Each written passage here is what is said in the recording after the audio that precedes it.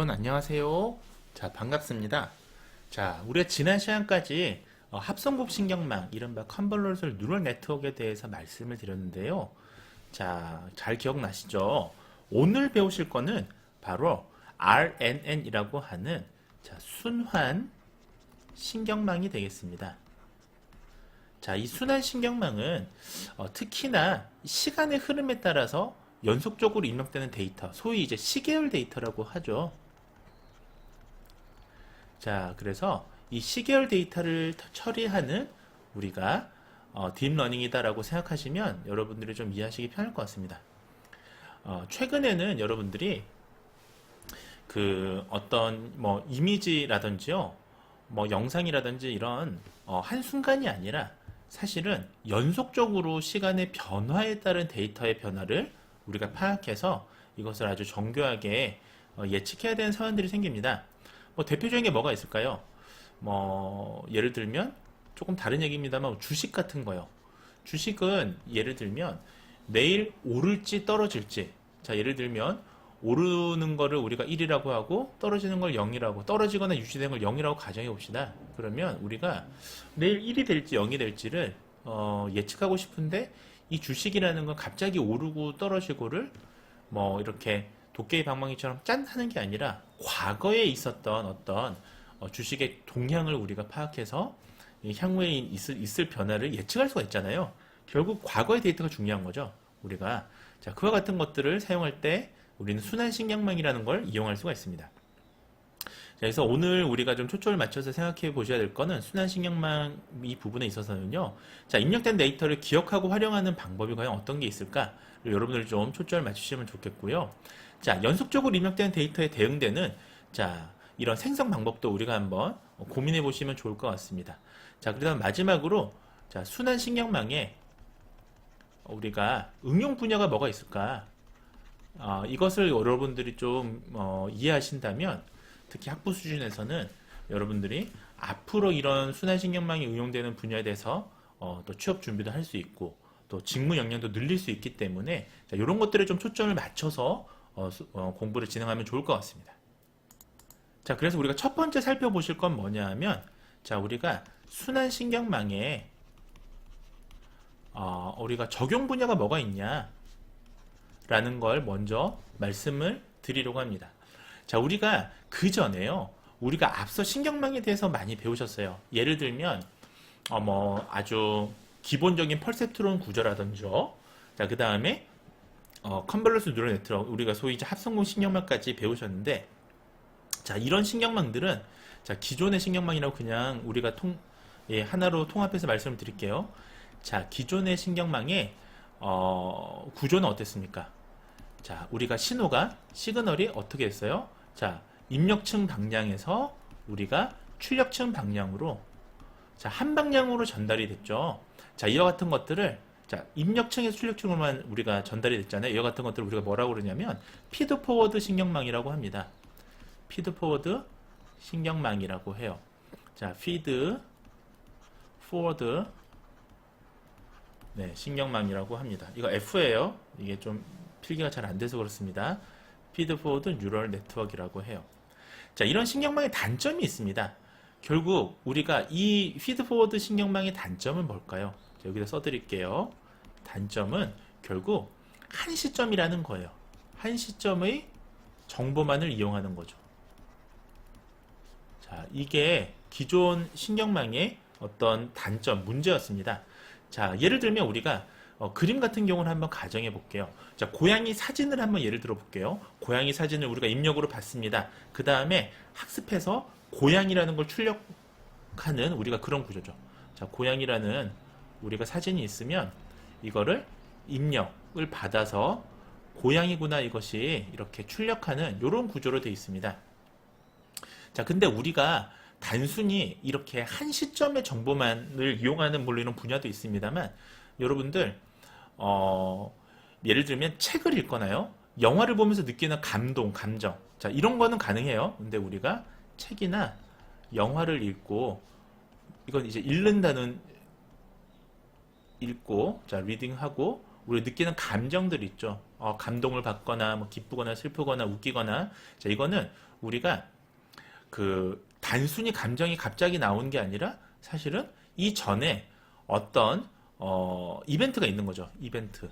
시간적인 전후 순서가 있는 거예요. 감정이라는 게 갑자기 일어나는 게 아니라 뭐를 읽고 감정이 생겼으면 뭐를 읽었다라는 이제 과거 사건이 먼저 등장을 하잖아요. 즉 시간적 순서가 한 정보가 아니라 이 감정은 이때의 감정은 이 전에 어떤 데이터 정보가 중요한 겁니다.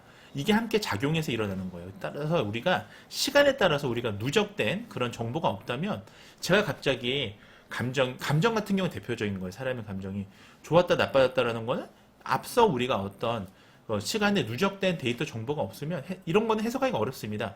이 사람이 갑자기 왜 슬퍼졌는지, 이 사람이 왜 갑자기 웃긴지 알 수가 없는 거죠. 자, 이런 것들은 시간적인 어떤 누적, 연속선에 있어서의 어떤 정보가 필요하다. 자, 이런 경우에 우리가 순환신경망을 쓴다라는 걸 이해하셨으면 좋겠습니다. 자, 그러니까 순환신경망은요, 다른 말로요, 순환신경망은 지금부터 이제 RNN이라고 이렇게 축약해서 얘기할 거예요. 자, Recurrent Neural Network이라고 합니다. 자, Recurrent라는 건 되돌아온다라는 뜻이잖아요. 이거 좀 이상하네요. RNN이에요. 자, 이거는 Recurrent라는 말 자체가 자, 시간적인 순차에 따라서 되돌린다라는 의미가 되겠습니다.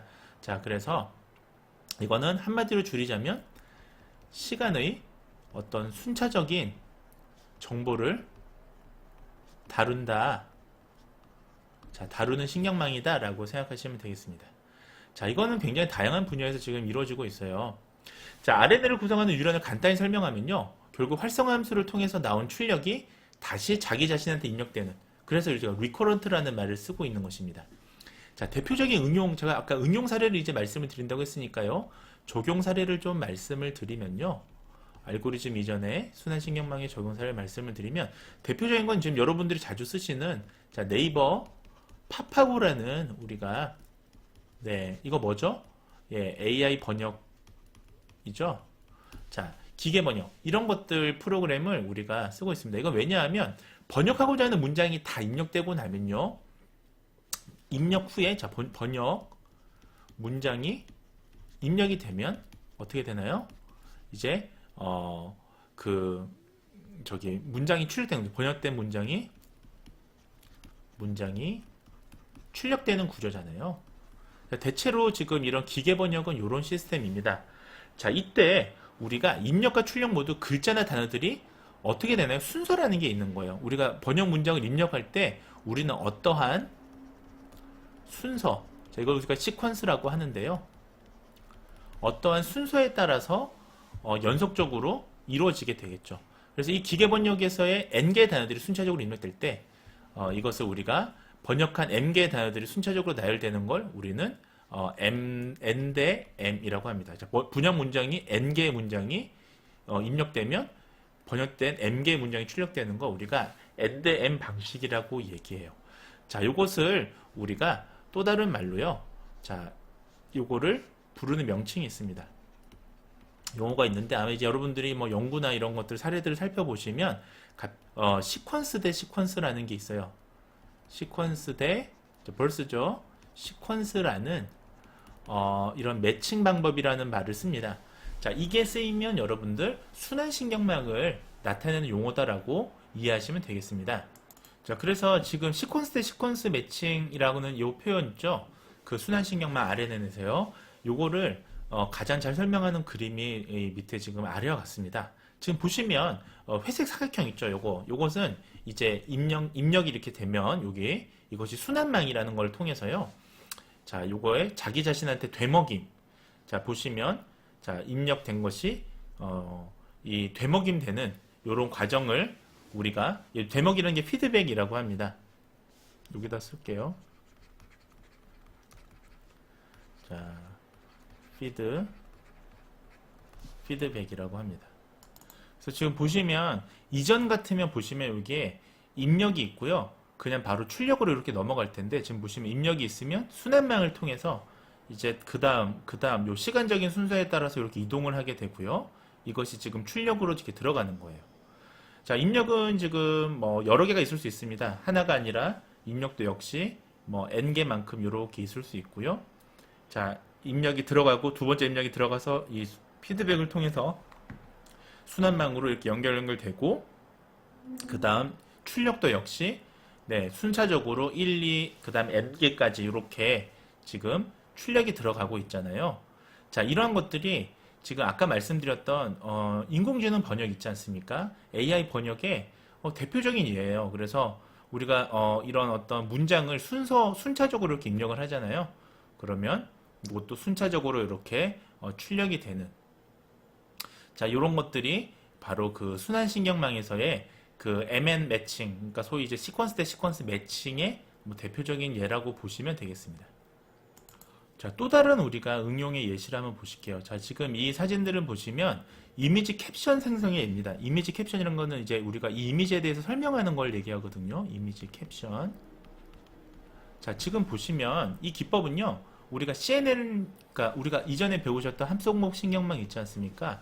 이걸 이용해서 이미지 특징을 파악해요. 자, 그러면 이렇게 합성목을 통해서 주변부를 우리가 풀링이나 패딩을 통해서 요것을 이제 그 정확하게 이제 인식률을 높게 인식을 하겠죠. 그 이후에 이 특징을요, 임베딩 공간이라고 하는 벡터 공간에 보냅니다. 그 다음에 해당 이미지를 설명할 수 있는, 자, 그 이미지를 인식을 한 다음에 이것을 벡터 공간에 보내요. 이 벡터 공간을 우리가 뭐라고 부르냐면 임베딩이라고 합니다. 임베딩 공간이라고 합니다. 임베딩이에요. 자, 이렇게 보낸 다음에 이것을 설명할 수 있는, 우리가 설명 가능한, 설명할 수 있는 우리가 캡션을 달아주는 거예요. 자, 캡션이란 게 지금 보시면, 자, 지금 보시면 Man in Black Shirt, 그러니까 그 검은 셔츠를 입은 남자가 is playing 기타를 연주하고 있다라는 지금 요게 캡션인 거잖아요.